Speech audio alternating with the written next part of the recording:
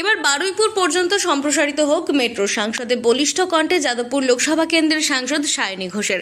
দক্ষিণ 24 পরগনার 4টি লোকসভা কেন্দ্রের অন্যতম লোকসভা কেন্দ্র যাদবপুর লোকসভা কেন্দ্র।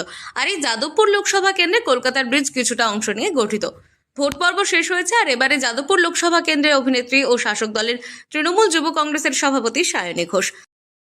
Madam, thank you so much for letting me speak in this August House, and I also thank the people of Jadavpur Parliamentary Constituency for electing me as their representative. Madam, metros are the fastest and the most convenient and the cheapest mode of urban commuting, and there has been several ongoing projects to extend the Kolkata Metro. However, the Baruipur Kobi Subhash, also known as the Garia Metro extension, was proposed in the railway budget of 2011-2012, but there has been no positive movement since then. যদিও এর আগে লোকসভা কেন্দ্রে প্রার্থী হয়েছিলেন আরও এক অভিনেত্রী মিমি চক্রবর্তী, তবে এবারে রাজ্যের মুখ্যমন্ত্রী মমতা বন্দ্যোপাধ্যায়ের পছন্দের প্রার্থী সায়নী ঘোষ। তিনি ভোটে জেতার পর লোকসভায় প্রথম বক্তৃতা করলেন এই সাংসদ। লোকসভা বাজেট অধিবেশন করেছেন কেন্দ্রীয় অর্থমন্ত্রী নির্মলা সীতারামন। তার আগে লোকসভা প্রশ্নোত্তর পর্ব ছিল, আর এদিন তিনি বক্তব্য রাখতে গিয়ে কবি সুভাষ থেকে বারুইপুর মেট্রোর কাজ 13 বছরে একটুও না এগোনো নিয়ে প্রশ্ন তোলেন। আমাদের কি সুবিধা হবে? আমাদের সুবিধা হবে, আমরা যে প্রত্যেক দিন ট্রেন জার্নি করে কষ্ট করি এবং ভিড় ট্রেনে যাতায়াত করি, তা বারুইপুর থেকে মেট্রো চালু হলে আমাদের খুব সুবিধা হবে এবং কাজেরও পক্ষে আমাদের একটা সুবিধা হবে এই কারণে যে আমরা ভালোভাবে সুস্থভাবে যেতে পারবো, আসতে পারবো। এটাই আমাদের খুব সুযোগ সুবিধা। কতদিনের এটা চাহিদা আপনাদের?